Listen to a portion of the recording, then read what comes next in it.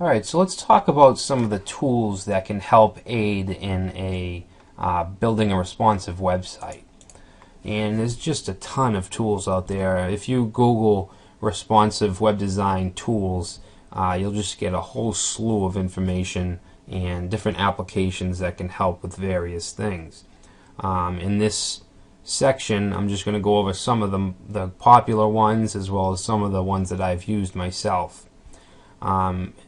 Responsive layout tools can include text editors, design tools, frameworks, which is a huge one. There's a ton of frameworks, device emulators, code verification, documentation, and testing applications. And I'm sure there's more, but these are just some of the popular ones.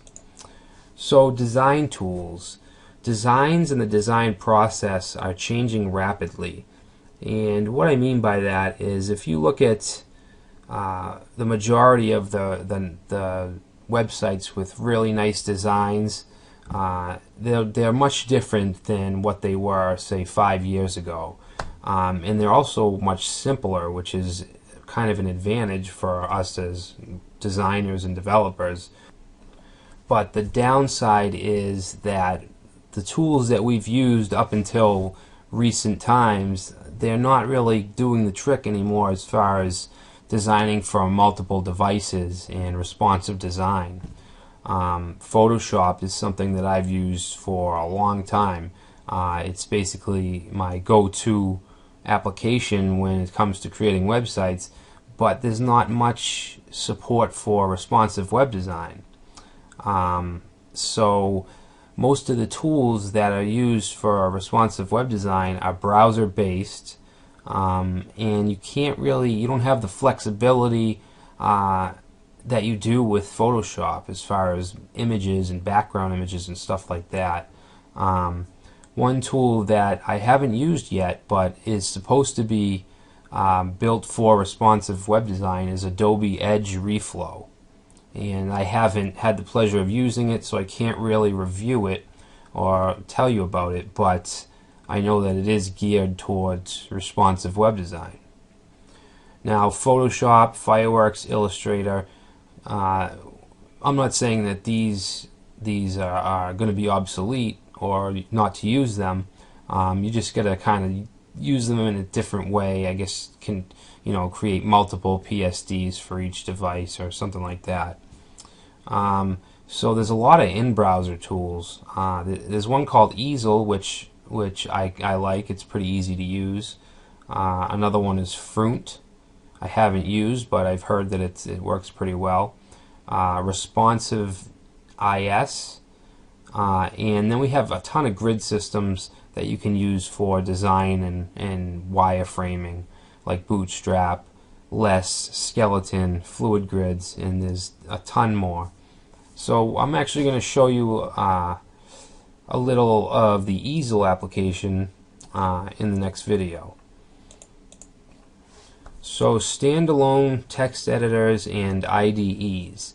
There are hundreds of editors out there, and you probably have one that you use all the time, or maybe one for specific languages. If you want a fast, simple, and free solution, Notepad++ is great. That's what we're going to be using. Sublime Text 2, great. And TextMate for Mac, I really enjoy. Now, if you want a more powerful solution and you want an open source solution, NetBeans and Eclipse are really powerful.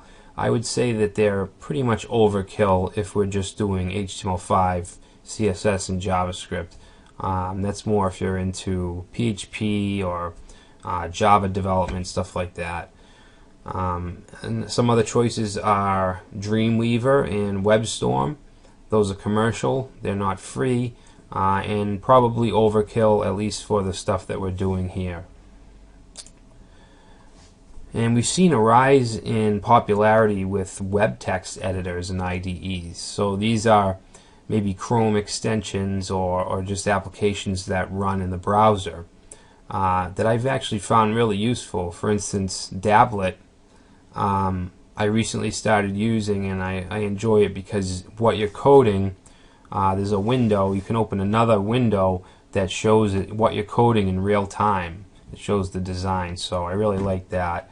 Mozilla Thimble, JS Fiddle is pretty popular. JS Bin, Cloud9, Code Mirror, and Code Anywhere is a really great. I'm not even sure if it's a Chrome plugin or what, but I've used it, and you can get access to your GitHub account as well as your Dropbox account, so you can edit any files in there. So that works really well. Frameworks. I don't have enough time in the day to go over all the frameworks that are available. Bootstrap is probably the most popular. Another one is Foundation.